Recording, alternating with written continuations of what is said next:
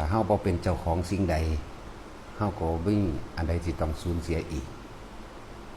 ฟังดีๆเด้อเฮาบ่เป็นเจ้าของสิ่งใดเฮาก็บ่มีอีหยังที่จะต้องสูญเสีย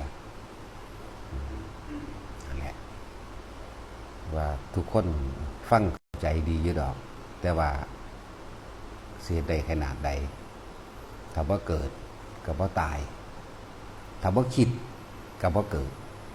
นะถ้าไม่รักก็ไม่เกลียดถ้าไม่พอใจคำว่าพอใจก็ไม่เกิด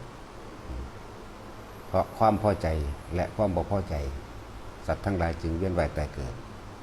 ถ้าไม่รักก็ไม่เกลียดถ้าไม่เกิดก็ไม่ตายถ้าไม่คิดก็ไม่เกิดเหตุจังใดของสิหยุดคิดใดถ้าไม่เป็นเจ้าของสิ่งใดเราก็ไม่ต้องสูญเสียอะไรเลยเข้าใจว่าล่ะถ้าไม่มีความหวังก็ไม่ต้องรอถ้าไม่อยากได้ก็ไม่ต้องดิ้นรนขวนขวายนั่นแหละทุกคนฟังเข้าใจเวิร์ดนั่นแหละแต่ว่าชีวิตมันได้เกิดมาแล้วมันได้เป็นแล้วมันได้ผูกพันแล้วมันได้สร้างฝันสร้างจินตนาการเข้าไปแล้วเหตุจังใดเขาสิลบความคิดจิตจินตนาการออกให้มันได้วิธีก็บอกอยู่สู้มือนั่นแหละพุทธเจ้าบอกก่อนเฮาอีกลมหายใจลมหายใจ ผู้ใดจะพ้นจากกรรมเก่าก็จะคิดถึงเรื่องเก่าๆการเที่ยวความคิดหามความคิดมันก็หามบ่ได้จะต้องเอาลมหายใจเป็นเครื่องหล่อเป็นกุศโลบายในการหามความคิดหรือว่าหยุดความคิดถ้าหยุดความคิดทุกอย่างก็หยุดนั่นแหละฟังดีๆโรเดอร์ถ้าไม่เกิดก็ไม่ตายถ้าว่าอยากตายก็ว่าต้องเกิดถ้าไม่คิดในความอยากได้และอยากเป็นนี่แหละหยุดเกิดได้เลยกรรมเก่าที่นี่มากยิ่งใดกระชังขาดสะบั้นลงบัดเลย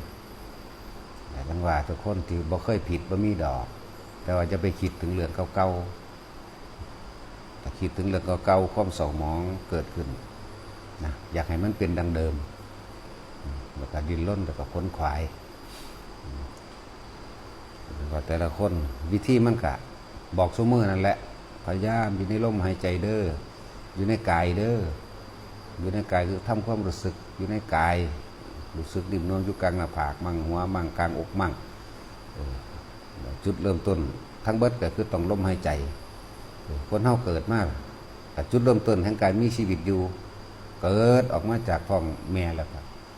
เริ่มต้นของการมีชีวิตอยู่กับลมหายใจนั่นแหละสิ้นสุดของการมีชีวิตกับลมหายใจนั่นแหละมันบ่เป็นธรรมดาเลยลมหายใจสิ้นสุดของความการเวียนว่ายตายเกิดเลยกับลมหายใจนี่เด้เกิดมาเป็นได้ร่างกายมนุษย์สัตว์ทั้งหลายก็อาศัยลมหายใจเป็นอาหารเป็นเครื่องอยู่เอาลมหายใจเนี่ยแต่ว่าบ่รู้ว่าตัวเองมีลมหายใจนั่นแหละสิ้นสุดของชีวิตกับเบิดลมหายใจแต่ว่าลมหายใจมีอีกอย่างที่มากยิ่งกว่านั้นอีกถ้าเฮาใส่สติ